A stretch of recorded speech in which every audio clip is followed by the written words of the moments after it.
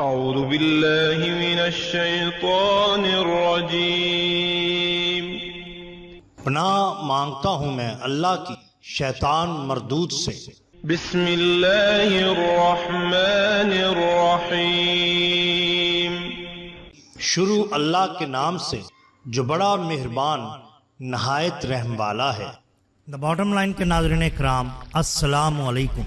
मोहतरम नाजरीन, हम अपनी आज की वीडियो में हजरत बाबा ताजुद्दीन सरकार रहमतुल्लाह ताला अलैह का किस्सा आपके सामने पेश करेंगे जो यकीनन आपके लिए दिलचस्पी का बायस होगा। नाजरीन, एक ज़ईफुल उमर यानी बूढ़ा मद्रास से बाबा साहब रहमतुल्लाह ताला अलैह के पास आया और कहने लगा, हुजूर, आपके पास राजा, नवाब और साहिबे हसीयत लोग भी आते हैं। किसी से इतनी रकम दिलवा दीजिए कि हज्जे बैतुल्लाह की सादत हासिल कर सकूं। ये मेरी सबसे बड़ी ख्वाहिश है। बाबा साहब सरकार ने इन्हें इत्मीनान दिलाया। दिन गुजरते गए, यहाँ तक कि हज पर जाने का वक्त करीब आ गया। उन साहब ने दोबारा अर्ज किया। बाबा साहब खामोश रहे। इसी खामोशी में हज पर जाने का वक्त भी गुजर गया। ये साहब नहायत मुस्तरिब और बेचैन हज से एक रोज पहले हजूर बाबा साहब सरकार की खिदमत में आए और कहने लगे कि हजूर, कल से हज शुरू हो जाएगा, लेकिन आपने हज पर जाने में मेरी कोई मदद ना की। अगले दिन हजूर बाबा साहब सरकार हस्बे मामूल बाहर निकले तो उन साहब ने दोबारा अपनी बेचैनी और महरूमी का जिक्र किया। बाबा साहब सरकार ने उनका हाथ पकड़ा और कुछ दूर ले जाकर एक जगह पर बिठा दिया। बैठे बैठे उन साहब की पलकें बोझल हो गईं और वहीं लेट गए। नींद आ गई। क्या देखते हैं कि वो मक्का में मौजूद हैं, हाजियों के साथ मुनास्के हज अदा कर रहे हैं। वहीं पड़े पड़े उन्होंने तमाम मुनास्के हज अदा करते खुद को देखा। हज का वक्त खत्म हुआ तो बाबा साहब सरकार वहाँ पहुँचे और उनसे यूं कहने लगे, क्या यहीं पड़ा रहेगा? उठो, घर चलें।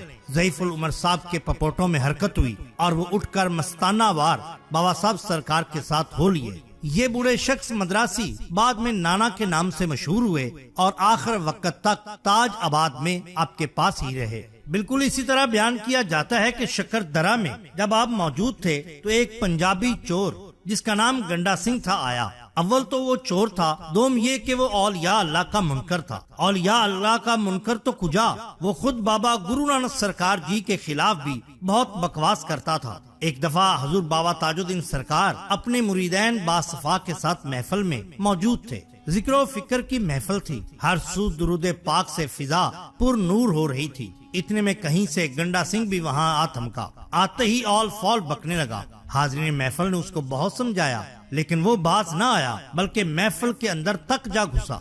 चंद आदमी उठे और उसे सख्ती से मना किया। अब वो ऊंचा तो नहीं बोल रहा था, मगर अपनी हरकतों से बाज भी नहीं आ रहा था। महफिल में बदनज़मी फैल चुकी थी। सबकी नजरें हजूर बाबा ताजुद्दीन सरकार रहमतुल्लाह ताला की जानब थी, जो कि आंखें मूंद कर जिक्र में मशगूल थे। यकायक आपने आंखें खोली और गंडा सिंह की जानब देखकर बोले, मेंढे की तरह भैं भैं क्यों कर रहे हो? ऊंचा बोलो। ये कहना था कि गंडा सिंह को गुस्सा आ गया। अब जो वो बोला तो उससे बोला न जा रहा था, बल्कि भेड़ों की मानद भैं भैं की आवाजें आ रही थी। माहौल यकसर तब्दील हो गया। गंडा सिंह परेशान कभी इधर सर पटकता तो कभी उधर, गले पर हाथ रखे बाबा जी सरकार के कदमों में जा गिरा। आपने उठाया और फरमाया कि गंडा सिंह, इंसानों की तरह बोलो। इंसानों की तरह क्यों नहीं बोलते? गंडा सिंह जैसे बोला तो इंसानों की तरह सही आवाज में बोलने लगा और बिल्कुल ठीक हो गया। जैसे ही ठीक हुआ, बुलंद आवाज से अल्लाह अकबर का नारा लगाया और फौरन मुसलमान हो गया और बस फिर आपका ही होकर रह गया। नाज़रीन इकराम, ये शान होती है औलिया अल्लाह की। हजरत बाबा ताजुद्दीन और हिंदू देवता का मुकाबला। एक रूहानी दास्तान। नागपुर की सरजमीन पर एक सूफी फकीर का डेरा था जिनका नाम था हजरत बाबा ताजुद्दीन रहमतुल्लाह अलैह। उनका चेहरा रोशन, आंखें करुणा से भरी और आवाज में ऐसा असर कि पत्थर भी पिघल जाए। वे न किसी मजहब में बंधे थे, न किसी रस्म में। जो भी उनके पास आता वो इंसानियत का चेहरा लेकर लौटता। उनके ही जमाने में एक प्राचीन हिंदू साधक था, महंत रघुनाथ, जो एक शक्तिशाली तांत्रिक देवता कालदेव का भक्त था। लोग उससे डरते थे। वो हवा को बांध सकता था और अग्नि को बुला सकता था, लेकिन उसे खलिश थी कि एक मुसलमान फकीर की ख्याति दिन ब दिन बढ़ रही है। और उसके मठ के लोग अब बाबा की ओर झुकने लगे हैं। एक दिन रघुनाथ ने ऐलान कर दिया, अगर ताजुद्दीन सच में वली है तो वो मेरे देवता से आमना सामना करे। बाबा मुस्कुराए। उन्होंने कहा, हमें लड़ना नहीं, जोड़ना सिखाया गया है। लेकिन अगर कोई दिल से पूछे तो हम चुप नहीं रहेंगे। ठीक पूनम की रात को जंगल के बीच एक मैदान तय हुआ। एक ओर रघुनाथ, जिसने अपनी सिद्धियों का जाल बिछा दिया। दूसरी ओर बाबा ताजुद्दीन, सिर्फ एक लकड़ी का आसन और लबों पर अल्लाह का नाम। रघुनाथ ने मंत्र पढ़े, हवा गरजी, पेड़ झुके और अचानक जमीन पर अग्नि की रेखा खिंच गई। लोग कांप उठे। बाबा ने आंखें बंद कर लीं और सिर्फ एक लफ्ज कहा, या हक। अग्नि की लपटें ठंडी हो गईं। रघुनाथ की आंखों में हैरानी थी। ये मुमकिन नहीं, ये सिर्फ मेरे देव की शक्ति थी।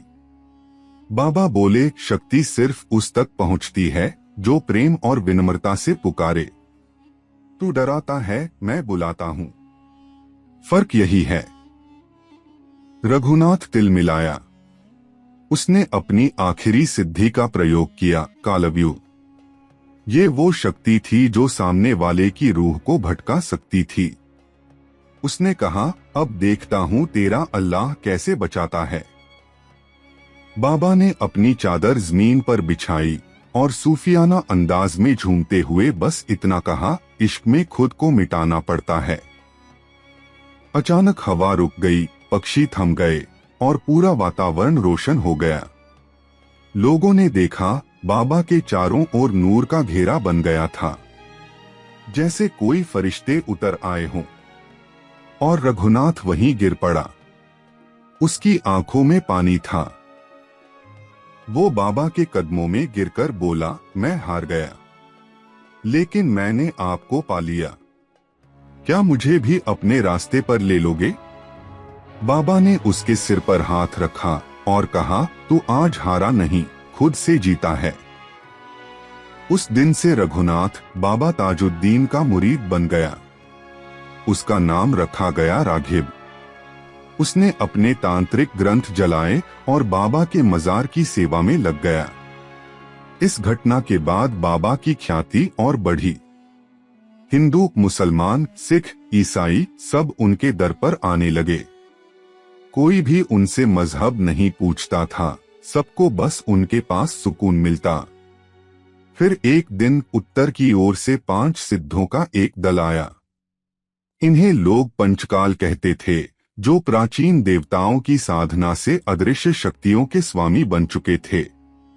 उनका नेतृत्व करता था महाकाल, जो अंधकार की पूजा करता था। महाकाल ने बाबा के मजार के सामने खड़े होकर चुनौती दी, ताजुद्दीन, तेरा नूर अब बहुत फैल चुका है, लेकिन हम इसे बुझा देंगे। बाबा बाहर आए, चुपचाप जमीन पर बैठ गए। उन्होंने कोई जादू नहीं किया, कोई ताकत नहीं दिखाई, बस दिल से एक दुआ पढ़ी, या नूर, या सलाम, या मन्नान। अचानक अंधेरा छंट गया, महाकाल की आंखें चौंधिया गईं और आकाश से आवाज आई, जिसके साथ खुदा का नाम है, उसे कोई नहीं मिटा सकता। महाकाल और उसके पंचकाल वहीं पत्थर बन गए। आज भी नागपुर के बाहर एक जगह 5 पत्थर पड़े हैं, जिन्हें लोग 5 पिघले देव कहते हैं। बाबा ने किसी से बदला नहीं लिया।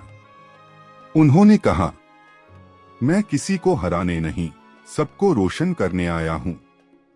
फिर एक दिन बाबा ने खुद अपने अंत की तारीख बता दी।